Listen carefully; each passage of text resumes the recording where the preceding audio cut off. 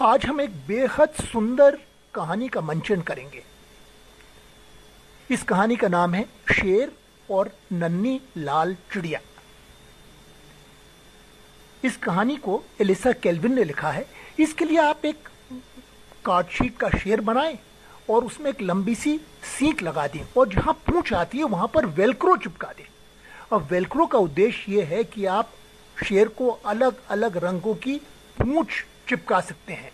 कभी उसकी पूंछ लाल होगी, कभी नीली होगी, कभी हरी होगी।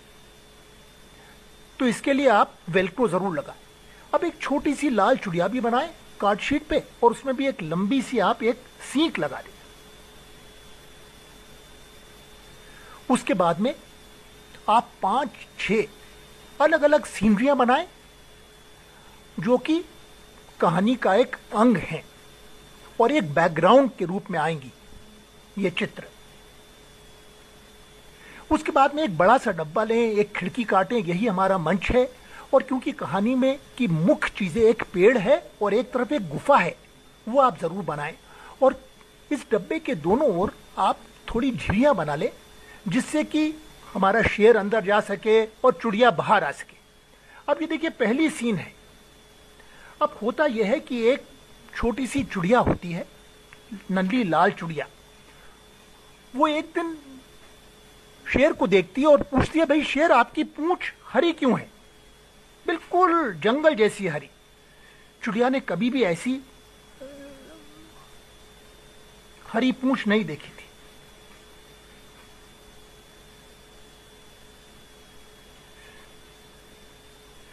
तुम्हारी पूंछ हरी क्यों है, चिड़िया ने पूछा।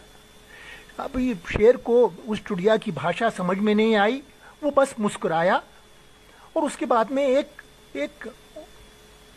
नारंगी एक खेत में चला गया जहां पर नारंगी रंग के फूल लगे थे। वो चिड़िया ने देखा कि ये शेर जो है तितलियों को पकड़ रहा है। और फिर शाम हो गई और शेर वापस अपनी मांद के अंदर चला गया और चिड़िया अपने घोंसले में चली गई रात्रि को आराम करने के लिए। अब फिर दोबारा सुबह हुई।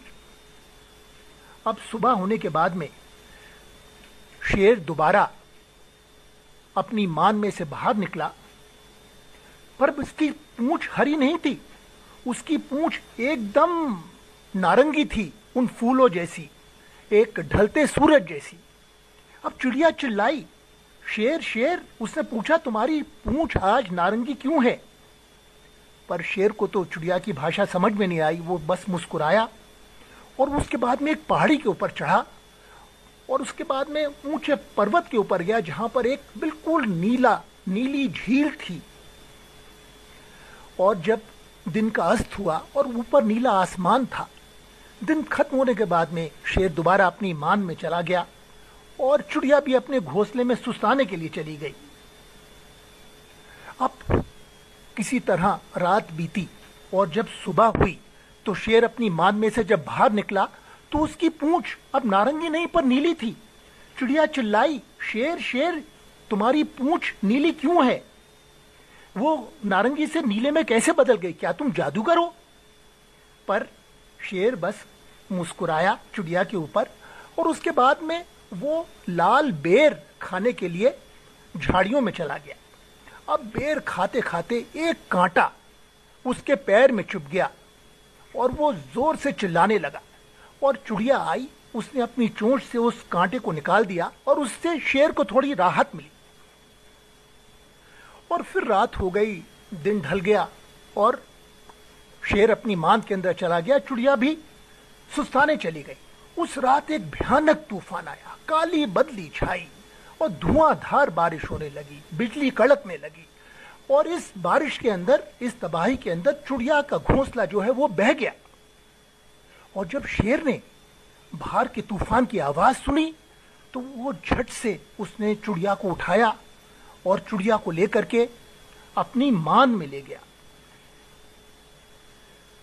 अब चिड़िया ने अंदर क्या देखा कि शेर की मान के अंदर तरह तरह के चित्र लगे हुए हैं, जंगल के हरे चित्र, नारंगी फूलों के चित्र और नीली झील का चित्र। दीवारों के ऊपर बस चित्र ही चित्र लगे थे। चिड़िया ने पूछा, शेर शेर, ये चित्र यहां कैसे आए? बस शेर बस मुस्कुराया। उसने अपनी पूंछ को लाल रंग के जूस के अंदर डुबाया और उसने फिर उस नन्ही लाल चिड़िया का एक चित्र बनाया। अब चिड़िया को समझ में आया कि शेर की पूंछ का रंग क्यों बदलता था और आज रात को वो किस रंग की पेंटिंग करेगा।